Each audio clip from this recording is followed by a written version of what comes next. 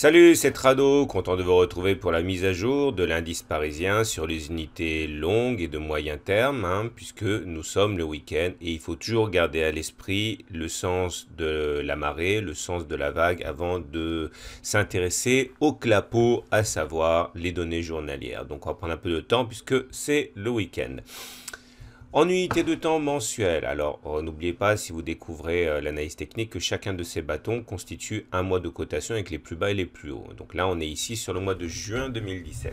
On voit que la tendance elle est toujours haussière puisque le nuage là il est clairement croissant, il monte, la moyenne mobile à 20 mois elle monte, on est au-dessus de la M7, de la Tenkan, bref tout est dégagé en unité de temps mensuelle. Maintenant, on a plusieurs éléments à prendre en considération. Le premier élément à prendre en considération, c'est que si on a réussi à s'extraire de cette oblique géante ici qui nous capait depuis des années, la lagging span n'arrive toujours pas à le faire. Et tout ce qui se passe sur les cours en Ishimoku doit être confirmé par la lagging span. Et la lagging span ne confirme absolument pas l'impudence des cours qui se sont affranchis de cette résistance majeure. Ça, c'est un vrai danger. Autre danger potentiel, donc il faudra véritablement clôturer au-dessus d'ici 6 jours, quoi. Clairement, c'est ça l'enjeu. Ensuite, d'ici 6 jours, il faudra aussi clôturer au-dessus de la Bollinger supérieure pour faire un T4, c'est-à-dire une quatrième clôture au-dessus de la Bollinger supérieure. Je vous rappelle que au niveau des bandes de Bollinger, si on est sorti des bandes de Bollinger, qu'on était au-dessus et que l'on clôture à l'intérieur des Bollinger, statistiquement, on va chercher la moyenne mobile à cette période, à savoir ici 7 mois, à savoir ici 5060. Ça chatouillerait un petit peu les investisseurs aussi si on faisait ça. Regardez, il y a plein d'exemples. Ici, par exemple, on est sorti T1, T2, T3, réintégration, badaboum, retour sur la moyenne mobile à 7 mois. Donc il faut vraiment prendre ça au sérieux. Mais on fera les comptes et on comptera les morts à la fin du mois. Pour l'instant, c'est mal engagé. Mais j'insiste, la tendance, elle est haussière. C'est pas parce qu'on va chercher la moyenne mobile à 7 mois que la tendance deviendrait baissière. On est toujours en tendance haussière. On le restera tant qu'on sera au-dessus de la moyenne mobile à 20 mois qui monte et tant que l'Ishimoku montrera un nuage qui monte comme ça.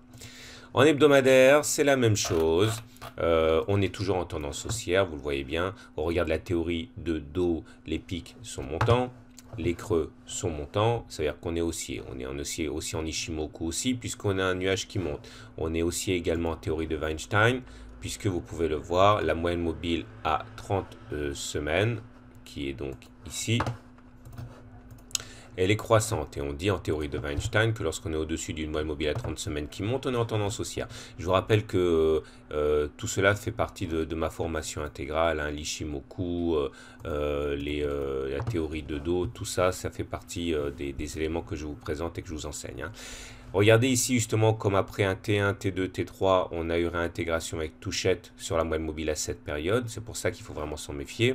Et là, le problème, c'est que même si on est soutenu par la Tenkan, ici en marron, on a au-dessus de nous une résistance, la M7, dont la pente très fortement baissière fait rempart aux cours qui veulent monter. Donc il faut se méfier. Un retour sur la M20 n'est plus du tout à exclure. Je vous rappelle que sur la loi du retour à la M20, on ne peut pas indéfiniment se détacher de la M20. À un moment, on y va forcément, c'est statistique. Et là, vous voyez, on n'a pas touché la M20, on n'a pas touché la M20, on n'a pas touché la M20. Donc là, au bout d'un moment, on subit cette force de rappel. Ça fait depuis octobre 2016 qu'on n'a pas touché la moyenne mobile à 20 semaines. Il va falloir le faire, c'est une évidence. Peut-être maintenant d'ailleurs.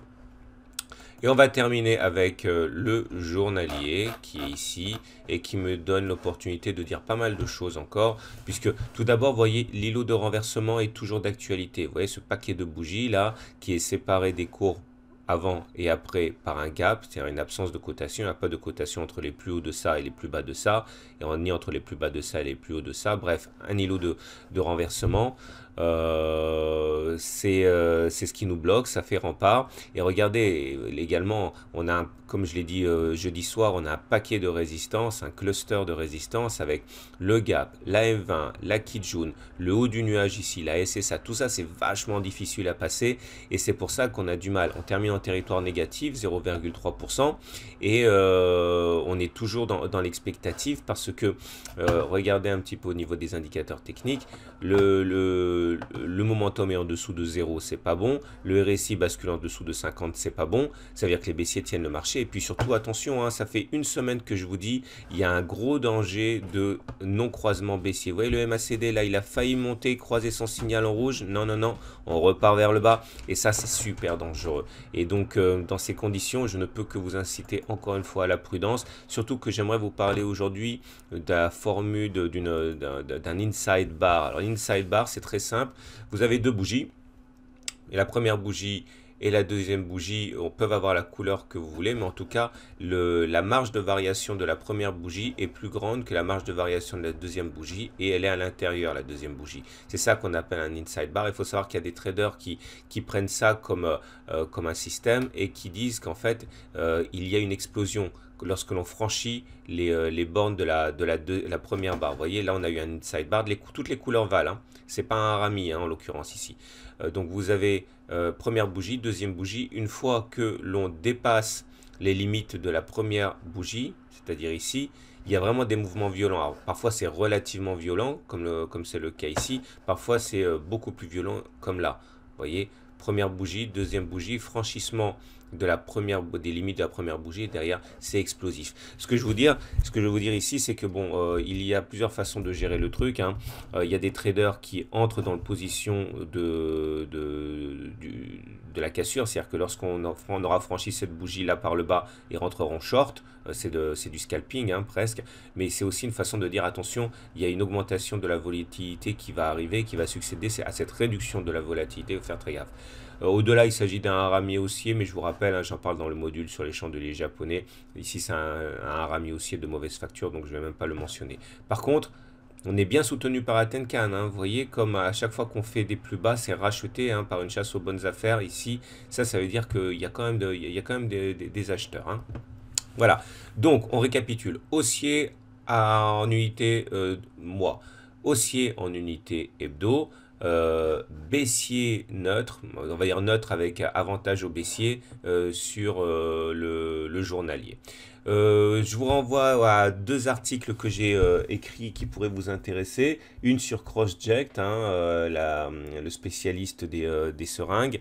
Et le deuxième, j'ai reporté dans le mail du jour le témoignage de Riku qui pourrait vous intéresser. Et je vous dis à tout à l'heure ou à demain pour d'autres analyses techniques, hein, notamment l'or et les indices. À tout à l'heure donc.